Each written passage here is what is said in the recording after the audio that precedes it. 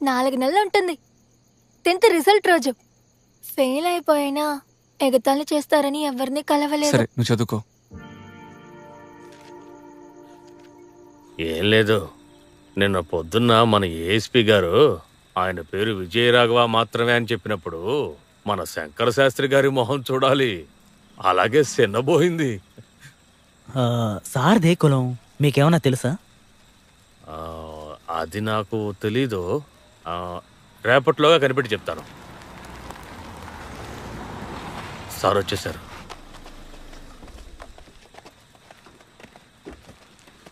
Jimmy, tiger, రండి రండి రండి రండి.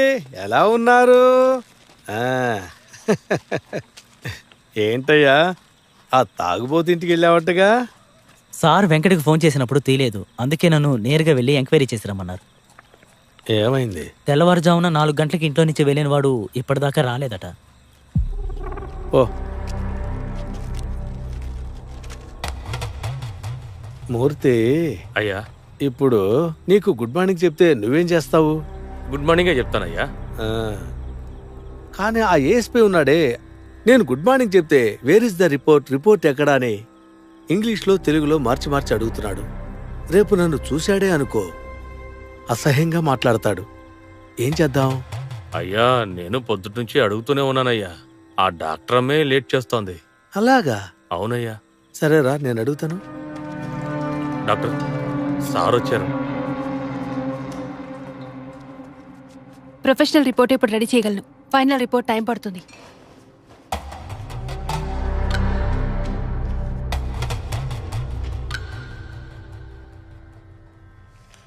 రిపోర్ట్లో ఏముంది? రేప్, గ్యాంగ్ రేప్, 2-3 రోజులు టార్చర్ పెట్టి చేశారు. డాక్టర్ ఉదయ్ కుమార్ ఏం చెప్పలేదా? చెప్పారండి, కానీ ఆయన చెప్పినట్టుగా నేను చేయలేను. నాకంటూ మనస్సాక్షి ఉంది. మనస్సాక్ష ఏది? 198 మార్కులు వచ్చిన వాళ్ళకి రాని డాక్టర్ సీటు కోటాలో 195 మార్కులు వచ్చిన వాళ్ళకి ఇచ్చినప్పుడు నిద్రపోతున్నదే, దాని గురించి చెప్తున్నావా? 198 మార్కులు తెచ్చుకున్న అమ్మాయి నా ప్లేస్లో ఉన్నా గానీ మీరు చెప్పినట్టు చెయ్యదు. అయ్యా డాక్టర్ ఉదయ్ కుమార్ లైన్లో ఉన్నారు.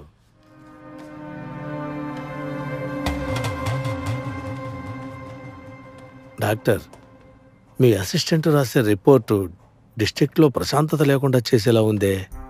ఈ అమ్మాయి రాసిన రిపోర్టుని మా ఏఎస్పీ చూశాడే అనుకోండి, మలేరియా పోయి మీకు జాండీస్ వస్తుంది. జనాలంతా డాక్టర్లను చూసి దేవుళ్ళ చేతులెత్తి నమస్కరిస్తున్నారని చెప్పి మీ ఫోటోకి దండేసి నమస్కారం చేస్తే బాగుంటుందా చెప్పండి? అర్థం చేసుకోండి డాక్టర్.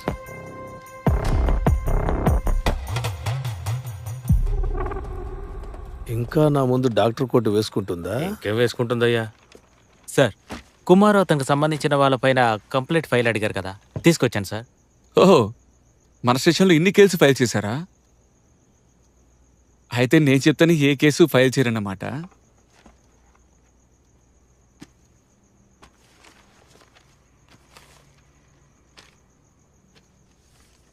కుమార్ ఒక పార్టీ వ్యక్తా?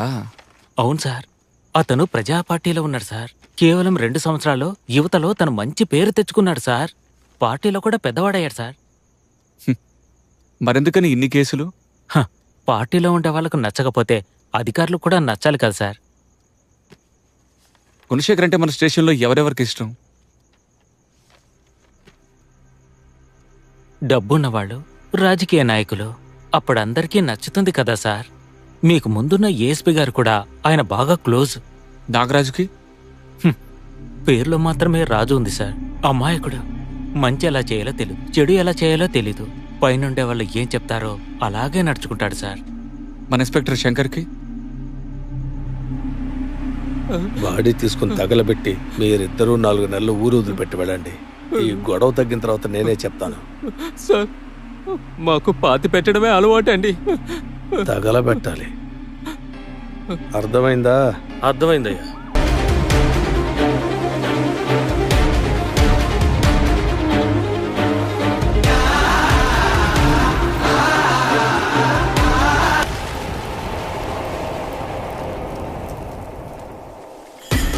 కుమార్, విషయం తెలిసి వెళ్లేలోగా ఆ పోలీసులు అన్నిటినీ పూర్తి చేసేశారా.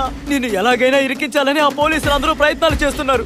నువ్వు దాక్కున్న విషయం తెలుసుకొని నువ్వే హత్య చేసావని నీ మీద మీ నాన్నగారి మీద పోలీసులు కేసు ఫైల్ చేశారు కుమార్. ఆ శాంతి చాలా పాపంరా. మన ఇంటి ఆడబిడ్డలు కనిపించకుండా పోయినప్పటి నుంచి పోలీస్ స్టేషన్ చుట్టూ పోలీసులు ఇంటి చుట్టూ తిరుగుతూనే ఉంది. ఒక్క పోలీసు కూడా లెక్క చేయడం లేదురా. కుమారు, వాళ్ళది మనలాంటి ప్రాణమే. మనకు బాధ అవుతుందని వాళ్ళకి ఎప్పుడు అర్థమవుతుందిరా.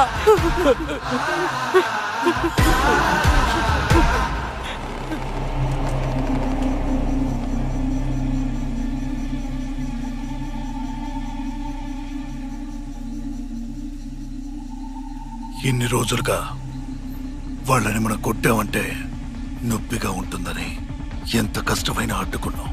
కాబట్టి కొడితే నొప్పిగా ఉంటుందని తెలిసిన వాళ్ళకి ఆ నొప్పి ఎలా ఉంటుందో తెలియదు కదా.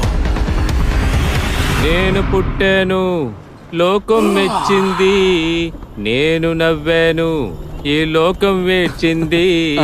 రాత్రి అయితేనే భయంగా ఉంది. ఏంటి సార్ ఏమైంది? అంతా నా పుట్టుక గురించే. మా వాళ్ళల్లో ఒకడు పైకి రావాలంటే ఎంత సమస్య ఉందో తెలుసా. నేను పోలీస్ అయ్యాక నేనే వాళ్ళని కాపాడడానికి వచ్చిన ముసుగేసిన ఎన్టీఆర్ అనుకుంటున్నారు. కానీ స్టేషన్లో నన్ను ఒక మనిషిగా కూడా చూడటం లేదు. సార్ ఏంటి సార్ అలా? అరే అదే కదా నిజం. నువ్వు ఒకటి గమనించావా? ఇన్ని రోజుల్లో ఇన్స్పెక్టర్ నన్ను ఎప్పుడైనా పేరు పెట్టి పిలిచింది చూసావా? ఏయ్ రా పో. సార్ కానీ విజయ్ సార్. ఊరుకోవయ్యా, నా మీద ఏం కోపమో తెలియటం లేదు ఆయనకి. ఎప్పుడు చూసినా నన్నే తిడుతూ ఉన్నాడు. ఇన్స్పెక్టర్ ఏ రోజైనా ఒక మాట అనడం విన్నావా? ఏవైనా సరే వాళ్ళందరూ ఒకేలాంటి వాళ్ళని లోపల ఉంటుంది కదా. అలాగా? సార్ కూడా వాళ్ళ వాళ్ళ ఏమి తెలియనట్టే అడుగుతున్నావు?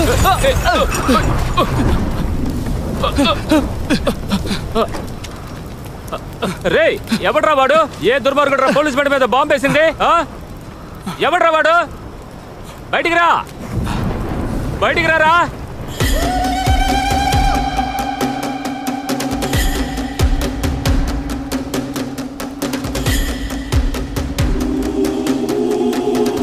కుమార్, స్టేషన్లో అందరూ నువ్వు తీవ్రవాదిగా మారేవన్నా కూడా నేను నమ్మలేదురా. కానీ నీతో చదువుకున్న వాడి మీద బాంబు వేయడానికి కూడా ఆలోచించలేదు కదా. మరి అందరూ నేను ఎలా పిలుస్తారు? ప్రాణాలు తీయాలనుకుంటే జీబ్ ఒకటే తగలబడిపోయేది కాదు. రే, ఈ తుపాకీ చూపించే మా వాళ్ళని భయపెట్టి తప్పుడు సాక్ష్యం చెప్పించుకున్నారా? మా పిల్లల్ని చంపిన వాడి సంగతి నేను చూసుకుంటాను. మా వాళ్ళు బయటికి రావాలి, లేదంటే పోలీస్ స్టేషన్ మీ కళ్ళ ముందే మండుతుంది. బగబగ మండే మంటకి నాతో చదివిన వాడు ఎవడు, నా బంధువు ఎవరని కూడా తెలీదు.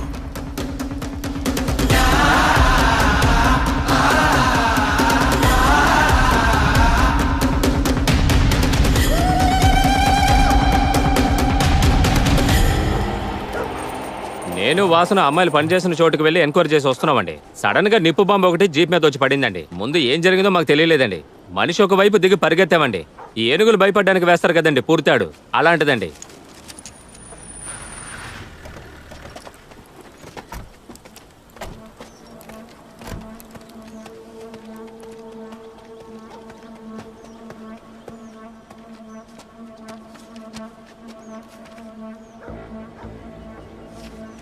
పుడతాడంటే దగ్గర నుంచి విసరగలరావు. సార్ ఎవరిని చూడలేదా మరి? లేదు సార్. మొత్తం ఎంతమంది? 6 ఒకరి ముఖాన్ని కూడా చూడలేదా? అందరూ ముఖాన్ని మూసుకున్నారు సార్. మేము దిగి తరిమాము, వాళ్ళు చీకట్లోకి పారిపోయారు సార్. ఏ మీ దగ్గర గన్ లేదా? లేదు సార్, ఉండింది సార్. వాడి దగ్గర తుపాకీ ఉంది సార్.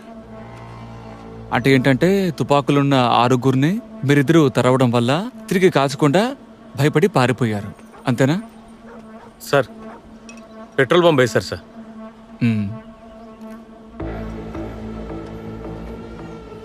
ఇందులో పురితాడు అని రాశారు. ఈ రిపోర్ట్ మీ మనసాక్షికి సరనిపిస్తే నిరభ్యంతరంగా సంతకం చేయండి. మీరు ఏ వైపు నాగరాజు? తెలీదండి సార్. మీరు ఎటువైపు ఉండమంటారో అటువైపు ఉంటాను సార్.